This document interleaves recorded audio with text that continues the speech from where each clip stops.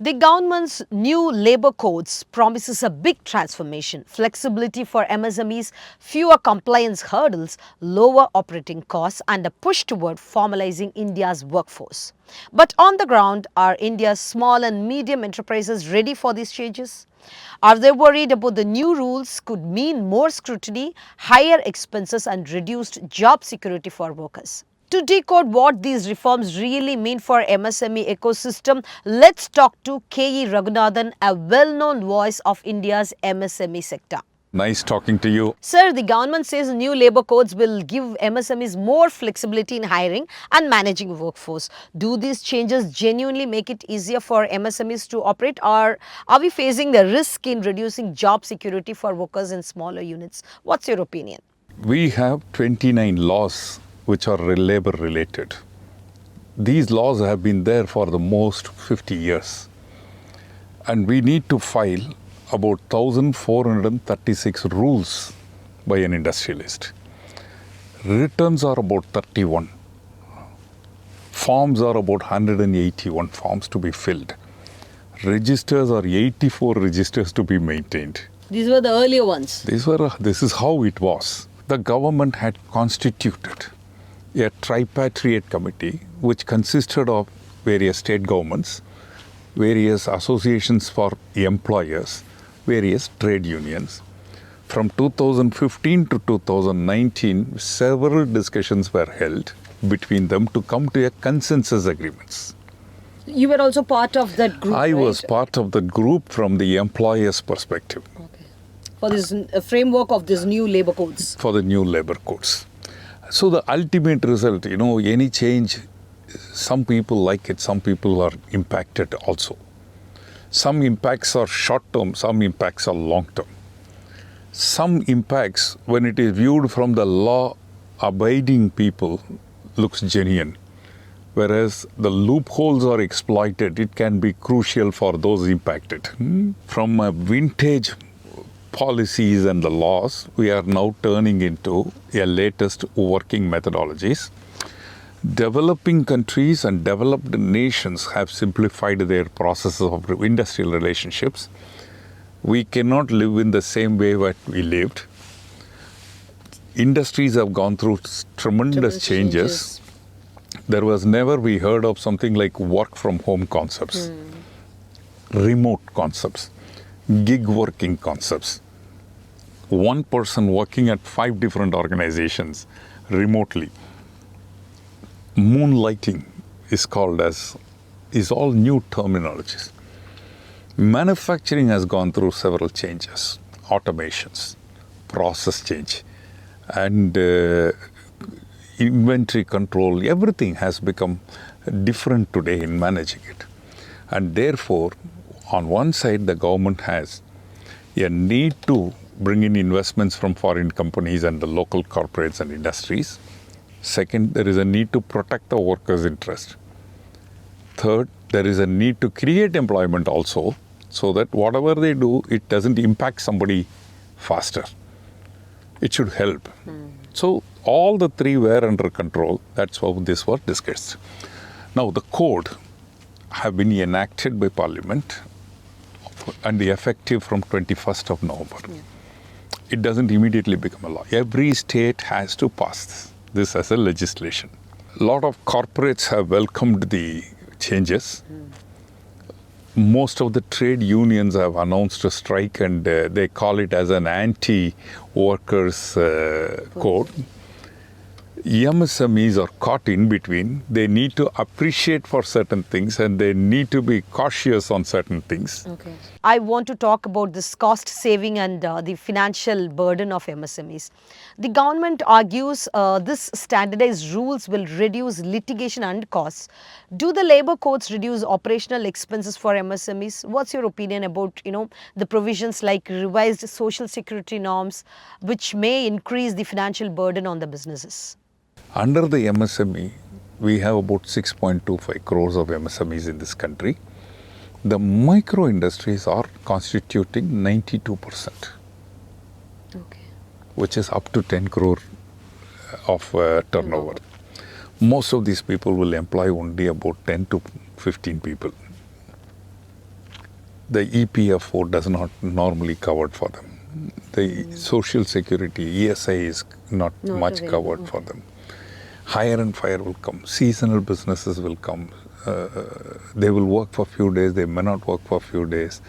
If there is no work, no pay will come. And there is no minimum wage guarantees. There is nothing called appointment letters. So this code has made all this possible. Compliance has become a big issue and a challenge for the small and micro people. Okay. They are not that educated. They don't maintain a HR policy. They cannot afford a monthly commitment fixed larger. It's a fluctuating business models for them. It is not a calculated business model. It's not like a corporate. I project for this quarter what I should do, next quarter, quarter 2, quarter 3, then year on year comparisons, and then pitching the turnover, putting the money up front, and then looking at the results. It doesn't work that way with the micro and small enterprises. Because they work with the credit, right? When They work with the credit, they work with the order. See, the process of a Job business enterprise, Pramila, is ordering, then procurement, then processing, and then finishing, and then delivering, and then collecting the money. The micro and small industries start the process only when they get the order. Yes. Whereas large corporates and medium scale industry set up all this and then look at the orders. marketing. Because they have a wherewithal to spend, invest, and incubation time and the lead time, and then flood the market with volumes. So this is how they looked at. There will be a short-term impact, there will be a long-term impact. Okay. The short-term impact will be people will try and find out a loophole to escape from this. The long-term impact will be people migrating from micro to small and migrating from small to medium will have reservations of doing it. They may create 2 to 3 micro units separately, independently, rather than growing one unit into 3 times the size. Okay. All this will have an impact on their hiring policies. Right. And they would, let's say, for example, 1 year contract is allowed. If somebody works for 1 year with you, then you need to give them the gratuity or the social benefits. That's the law. If I hire somebody for 11 months, what happens? So all this will be the loopholes. People will start looking at the loopholes much larger, which is not the objective of the government.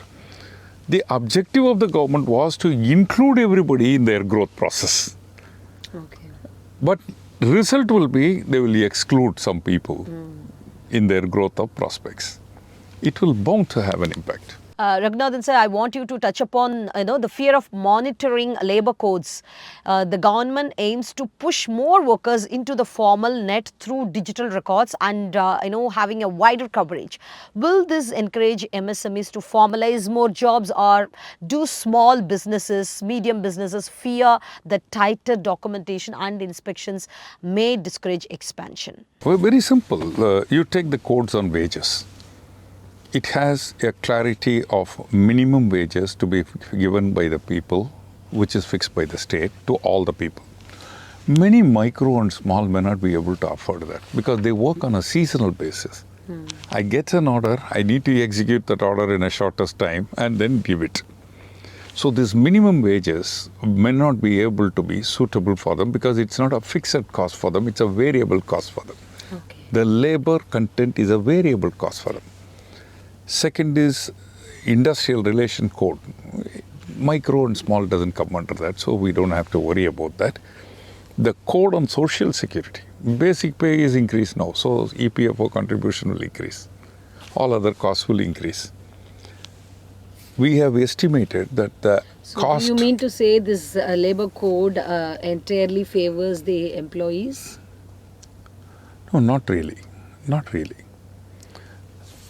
Like I told you, retrenchment is possible, has been increased from 100 to 300. How is it favorable to the employees?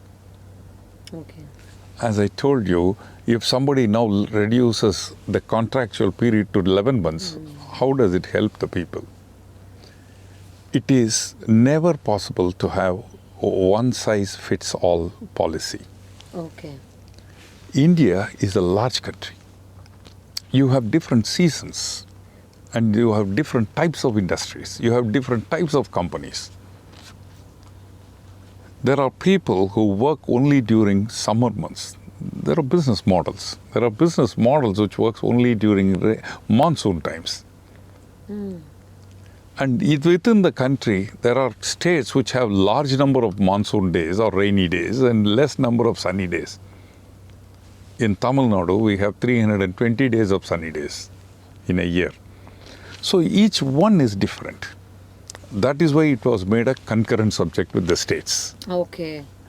Now we need to wait and see what Tamil Nadu government will come out with. This is not the final.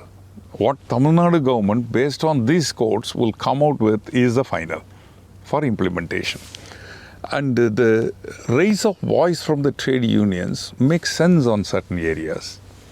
The raise of concerns for the MSMEs makes sense on certain areas. For example, hand-holding, training program, allowing a time frame to onboard, compensation of the cost, which they don't have a margin to bear.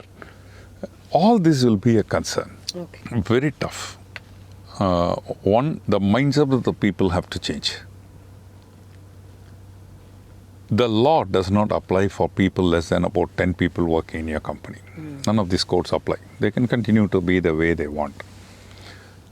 The only biggest concern will be, will India end up having too many small people who will never be in the radar of the country, radar of any governmental policies, guidelines, workforce, regulations, and things like that. But in the present form of what it is now, small will become micro. Okay. To escape from the purview of these codes. Micro will give birth to many micros instead of graduating into a small. This impact will actually raise more informal workers, Okay. more lack of benefit to the workers, whether hazardous working place environments or compensations or social securities or even in the wages. How will this impact the country in the long run? Because we need the growth of economy from the industries and the return to the government. How will this impact? So there are only two ways when you change the people. You can't change the people overnight. It has to absorb them and carry them along.